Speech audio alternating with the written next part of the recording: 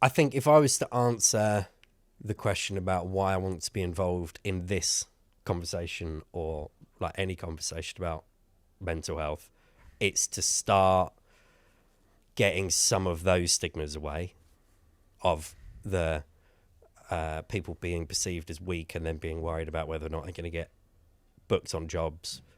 And then also, because I do think conversation about mental health, there's more of it.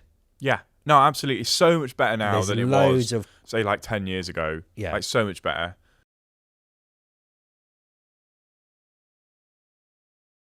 What are we talking about when we're talking about mental health? Yeah, because I just related to sadness and depression, I suppose. But it's not quite that, is it? I don't know. My personal feeling is it's the same as physical health. Right? It's just like Yeah. some people are really, really healthy. Yeah. Others, like you don't need to be in a physically bad place to be unhealthy, right? You don't have to have an actual physical ailment or to be in physical pain to recognize that you might not be physically healthy. And I feel the same way about mental health. It's like it doesn't mean that you're unwell. It just means that actually there might be some things that are healthier or you can improve on, and it's a broader thing to look at rather than every time I say mental health, I'm not suggesting or implying that someone has a problem. Yeah. Like I've had mental health problems, like actual problems. And then the rest of the time for me, it's about just keeping my mental health healthy.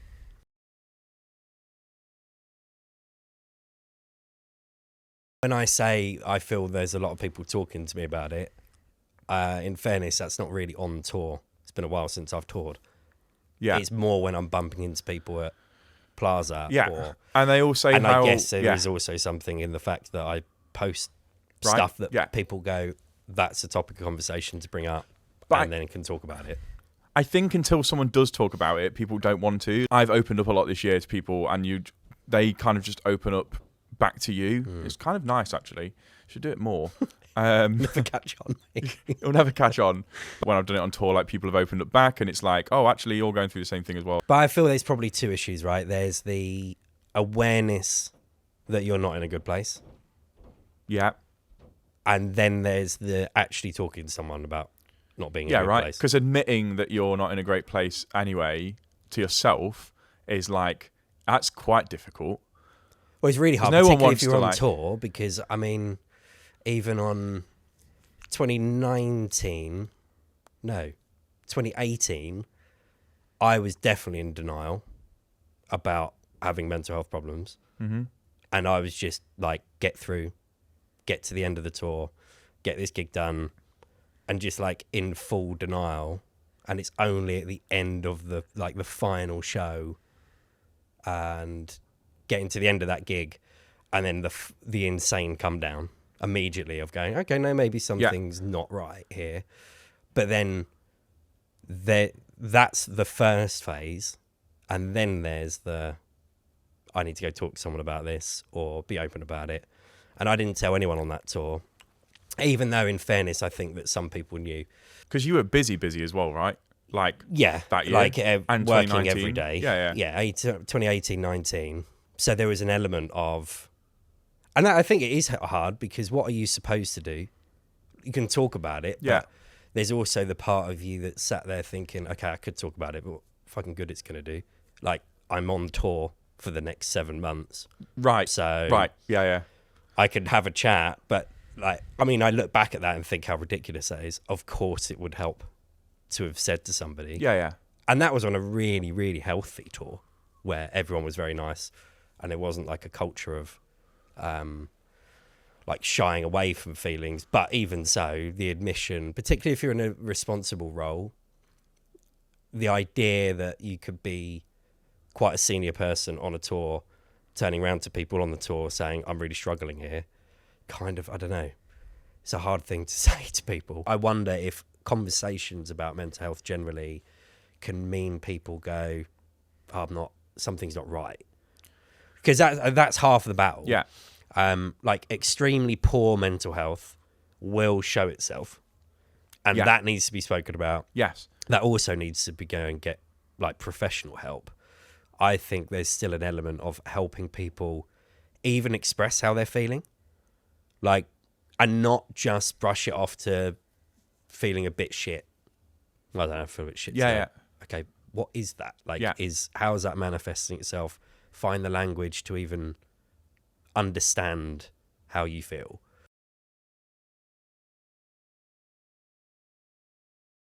You can have mental health problems and you can become depressed or anxious for absolutely no reason at all.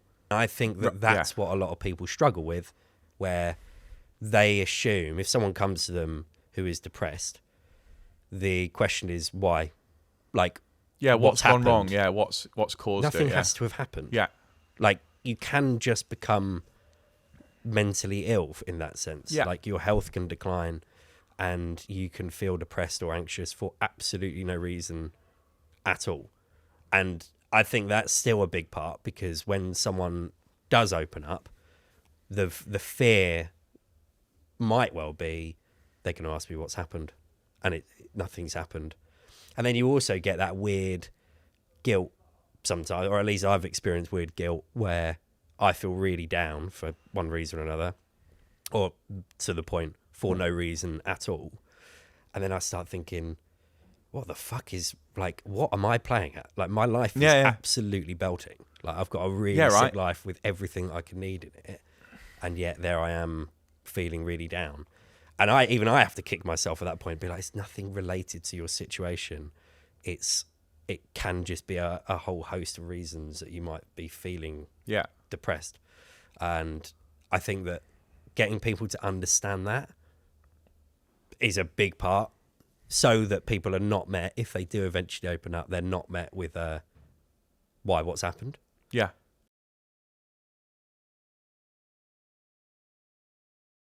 I never fully thought about it until talking now, but I've definitely always been a work to get out or work to get away from feelings.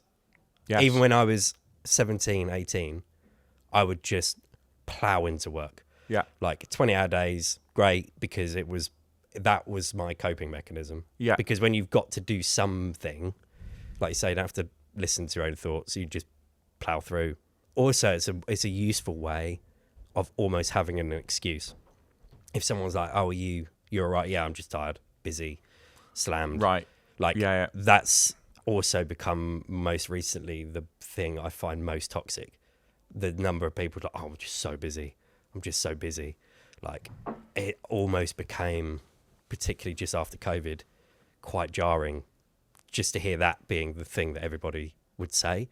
It's like, okay, I actually quite like to know how you are, not how busy are you, or how busy is your schedule. But nobody knows. Nobody knows how they are though, because they're so busy. Yeah, right. Nobody actually knows how they are, because nobody's like. Yeah, everyone's just managed to suppress the actually how they're feeling by just doing every gig that comes their way under the sun.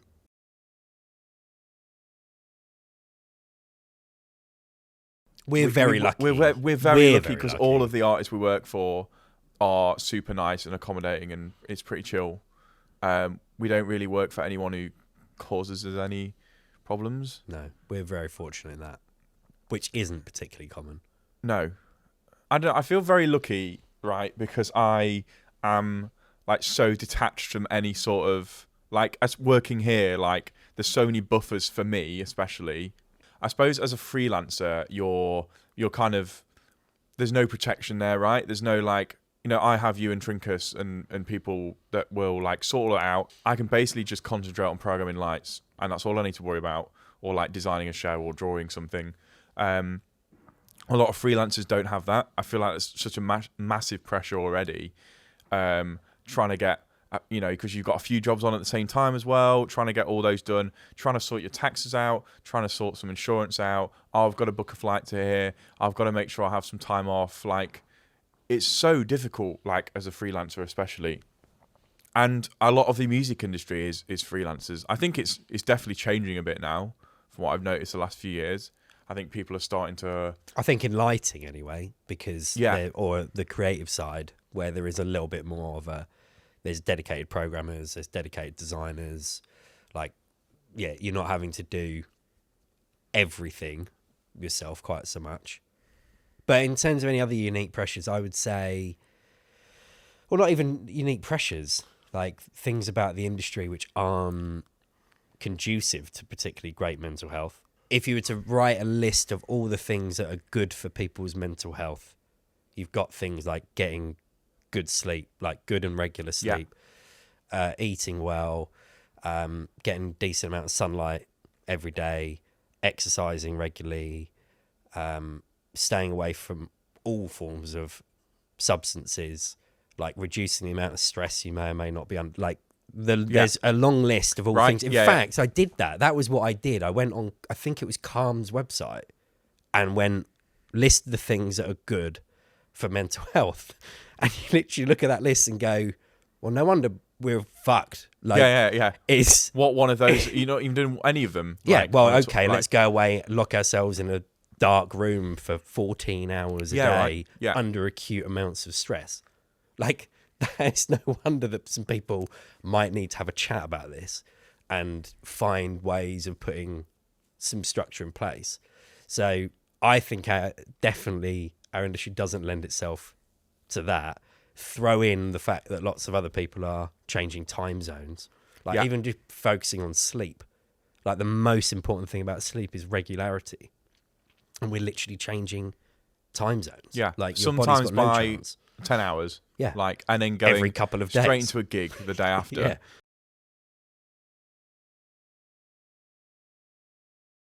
The thing I struggled with most was it's not when I was with people, it's like actually when I wasn't with people. So like the days where you'll be like in a hotel room on your own, or even recently I've noticed like because I don't really tour, I haven't really toured much this year. I've kind of just been between the office and doing one-offs and stuff. So it's more like when I'm fine when I'm with people and I can forget about everything. But like when I go home and spend a few days at home after spending 2 weeks or 3 weeks with people at rehearsals or like in previs, and then you're like, oh God, like that's when it kind of, I feel like that's when it gets you a bit more.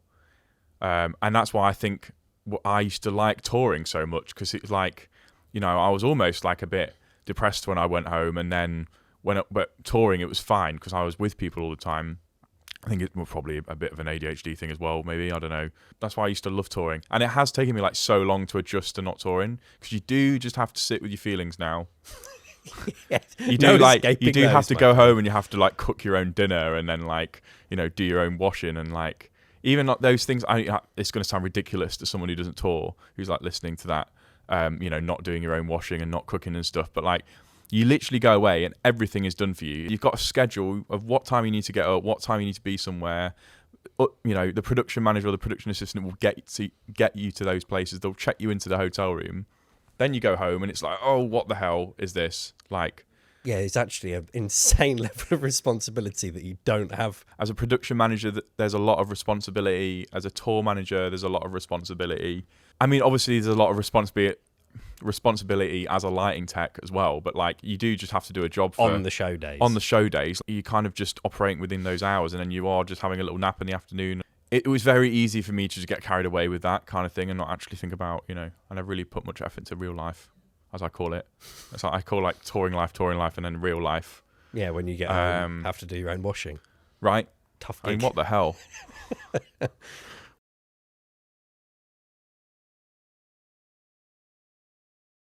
Well, I think there's 2 points there, right? There's the burnout, and burnout is, like you say, very common, under-recognised. Like, I am better now, having burnt out probably 3 or 4 times at various times, even pre this industry burning out. I can now recognise it. It crept in literally a couple of weeks ago, where I was thinking, all the signs are here now that I'm starting to burn out. I need to start doing something. I started doing something. I then get really ill. All those things are quite correlated, frankly. But there's recognizing the burnout, but also to the touring point, I do think there's lots of people who tour for that length of time very healthily and do really, really Yeah, well. yeah. My instinct is, and having met a lot of them, they've got loads of what I'd call sort of structures and fail-safe things around them. The people that you see who are doing long tours out all the time seem to be doing it for the last decade. The number of times I go to see them and it's like, oh, you don't smoke or drink, Right. and you eat well, and you go to bed as soon as you can. You take your proper rest days. Like, they really know their shit, and they know how to keep that train going. Yeah. So I do think it's possible to do. I would imagine, not that I've spoken to a lot of them, I imagine that they've all gone through similar things that I did, which is, I know what burnout looks like. Yeah. I know what it feels like. I can see it coming down the road, and I'll put all the mechanisms in place to try and stop that. But with the number of new people coming in to the industry on their first big tours, and there are some people who are very young going out doing some enormously big and long tours. Right. Yeah. They don't know what the fuck Like they're 18, doing. 19, like Wild. 20 years old. Yeah, and they're figuring things out. And you just chucked into this world of 18-hour days, a bit of shouting, and a few beers after. And as an 18, 19-year-old, it's quite tempting. Like, do you know what I mean? It's quite easy to get sucked into, I suppose.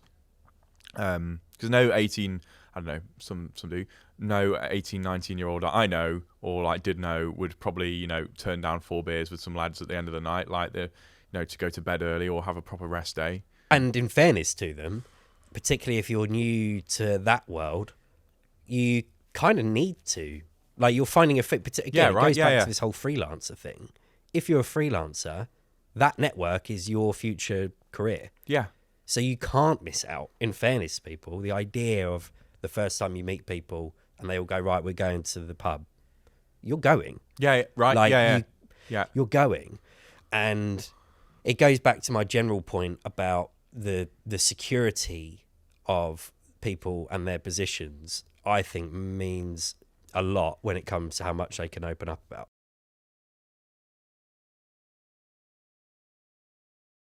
Now I've experienced having, like, I've especially made a point of it this year to try and like regulate stuff a bit. So I try and spend more time at home.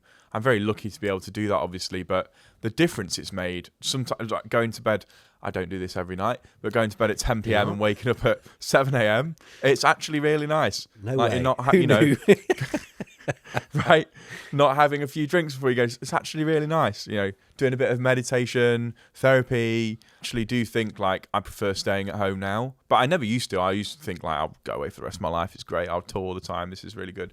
But like, especially after the pandemic as well, I think that kind of made everyone realize a bit, like, everyone spent a year and a half at home.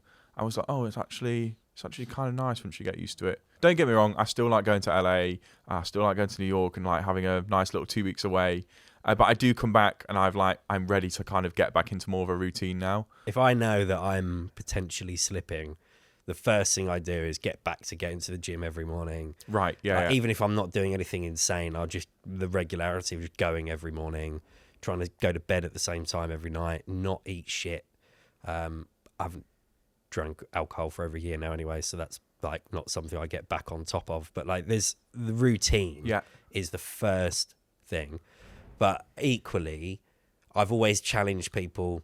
There was someone I saw write a post saying, I will believe that depression is a thing if that person shows me that they're eating well, sleeping well, like this long list of stuff, which the list is, I get that. Yeah.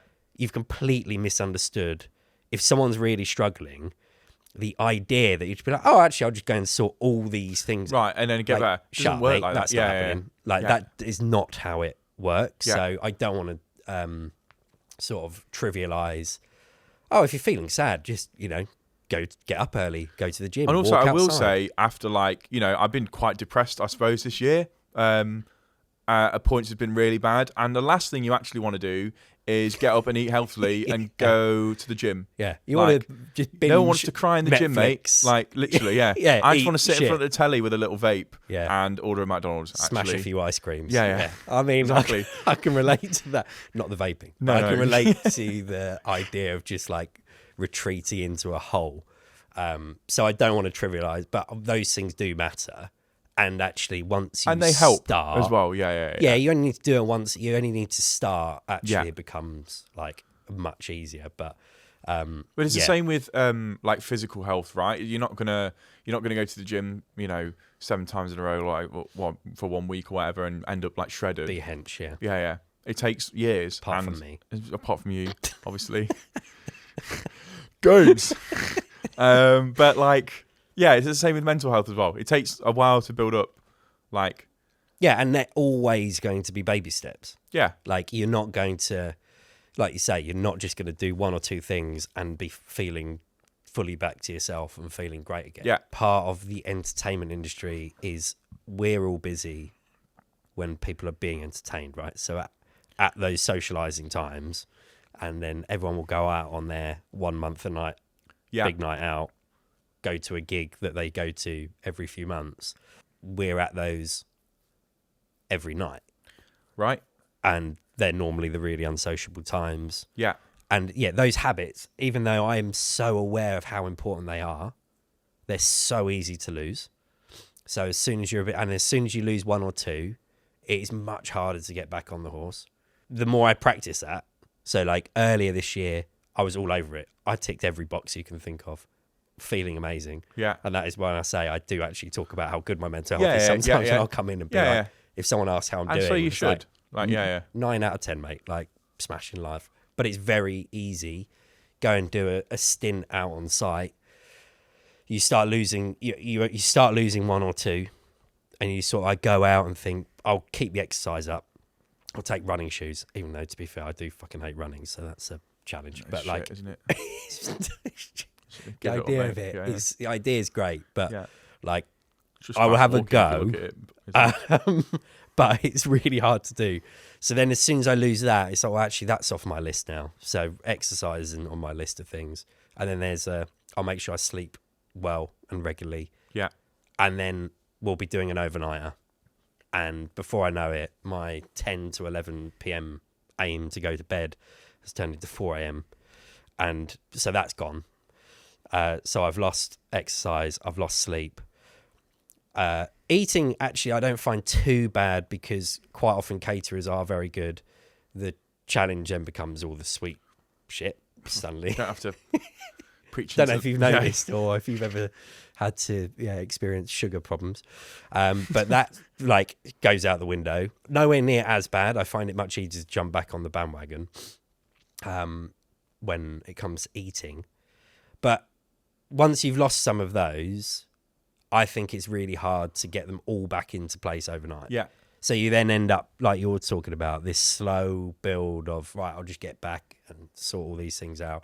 And you can do that. And then a month or 2 later, another big project where you're working yeah. nights or out on site, we'll trash some more again. So, And and I it's- do think that's quite unique to our industry, to have such sporadic, like random points of chaos and then nothing. But that's the thing. It is all or nothing. And what I struggle with a lot is, I'll come back off a busy month at work or whatever, and right, I need to stop smoking. I need to stop drinking. I need to go to the gym 5 times a week. It's literally impossible to do all of those. Some people might be able to do it. I don't know, but definitely not me. But like, I don't know. Like, you can never just do all those things in like one go. It's like it's very much a slow thing, especially for me. I know it's probably the same for other people as well. But like, I have to very much ease into it and ease out of it rather than, and that's a bit more healthier. Then I can kind of, I can manage things a bit better.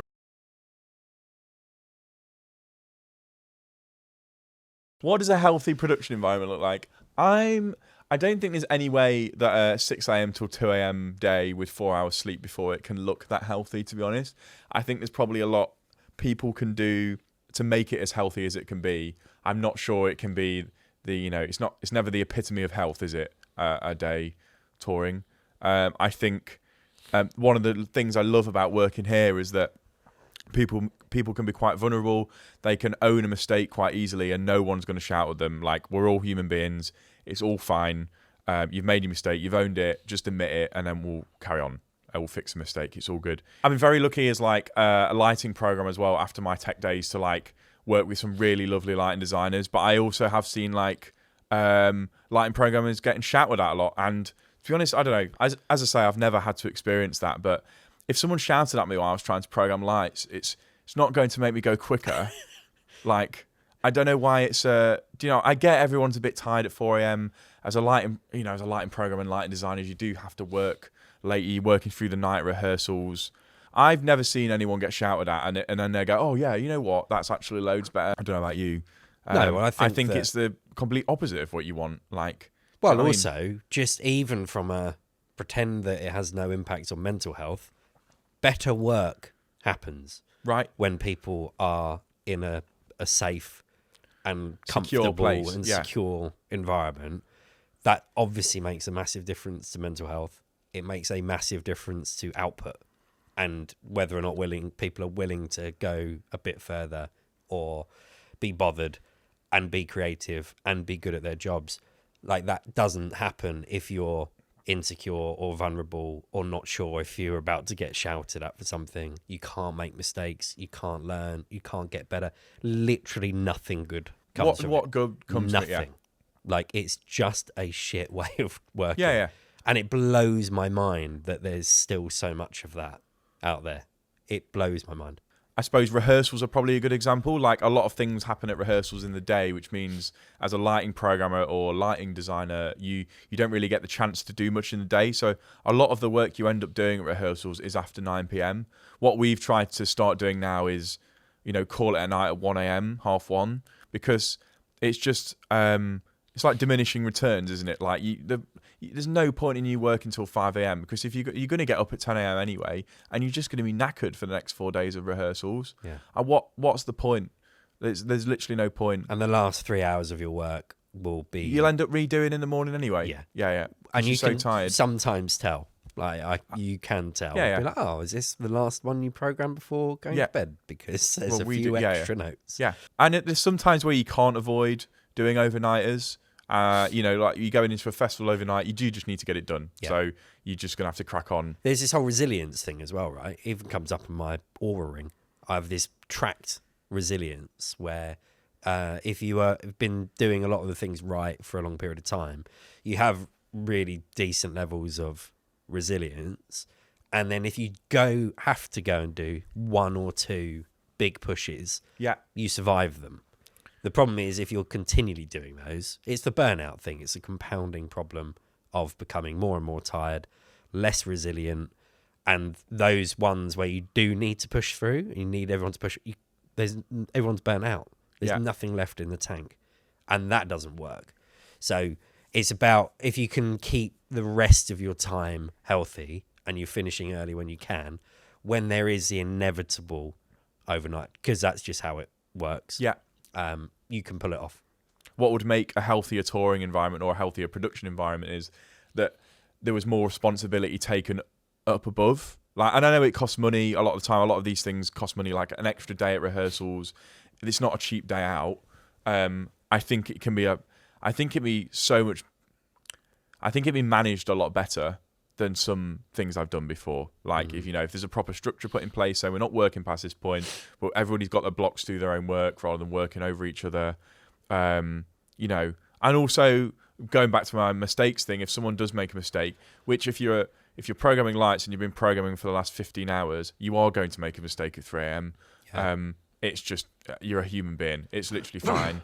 that no one gets on your back about it. I think a lot of that needs to, like, in terms of education, I think that artists, and I know we've touched on the fact that we're very fortunate with the artists we work with, but I couldn't agree more with putting those boundaries in place. It then needs to come through production managers, tour managers, everyone through the food chain, to understand that some things that they're asking for are either not possible or they aren't going to get done to the standards that they want. We're dealing with later and later deadlines. people confirming things much later, not knowing what's going on until the very last minute, that is when things become more challenging, because the idea you can put all these boundaries in place that everyone finishes at 1 Yeah. is easy enough for us to sit and say that now. Yeah.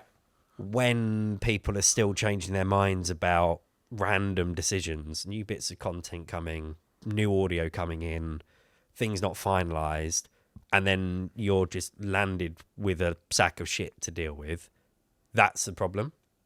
Because then you kind of do need to try and at least work overnight to sort of scrape it over or drag it over the finish line. Yeah. I do think that's where production managers, tour managers, that all of us need to step in, producers, people in my position, step in and say, if you're going to change that, X, Y, and Z is not going to happen.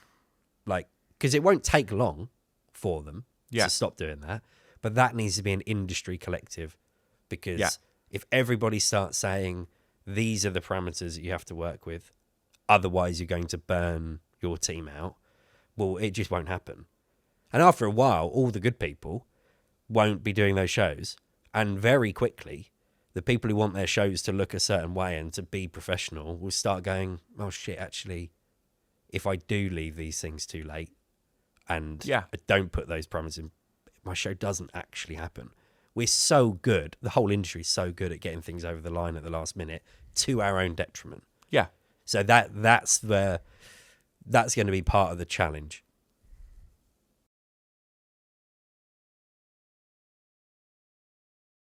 The leadership thing, I think, is massively important, because I think that people like me need to recognise, or people like me in the positions that we have, need to recognise we're the secure ones. So we can lead the conversation. Like, we have to lead the conversation. It has to come from the top. Because we're the people with the security to have the conversation. And then it opens up. And I've seen that so often, particularly since I've been posting about it for years, but the number of people who will just approach me and talk to me about mental health out of nowhere because of that is really humbling, and I love it. So I think more people in leadership positions need to do that. And I also think that, again, I'm fortunate in the sense that I've had enough mental health challenges myself that my empathy for people with mental health is really high. I do worry that there's a lot of people in leadership positions that we'd love to be able to open up conversations will have no idea. And there might still be just fucking man up, or that kind of attitude and approach, which is the most backwards and tragic approach anybody could take. So I think there's an element of leaders needing to just be more empathetic, listen more. There's loads of conversations, there's loads of training. If they can all lean into that and be the people leading the conversation, like, it's the clues in the name, right? It's leadership. Yeah. They need to lead those conversations first. And if they're first out the gate and you make a safe environment, and I've 100% witnessed that here, that everyone's so open.